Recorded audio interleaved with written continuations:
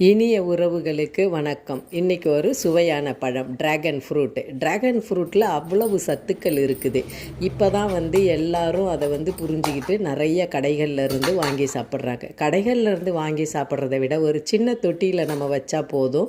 நான் மாடி தோட்டத்திலேருந்து தான் நாங்கள் இந்த டிராகன் ஃப்ரூட் பழம் எடுத்திருக்கோம். இதுக்கு பராமரிப்புகள் அதிகம் தேவையில்லை.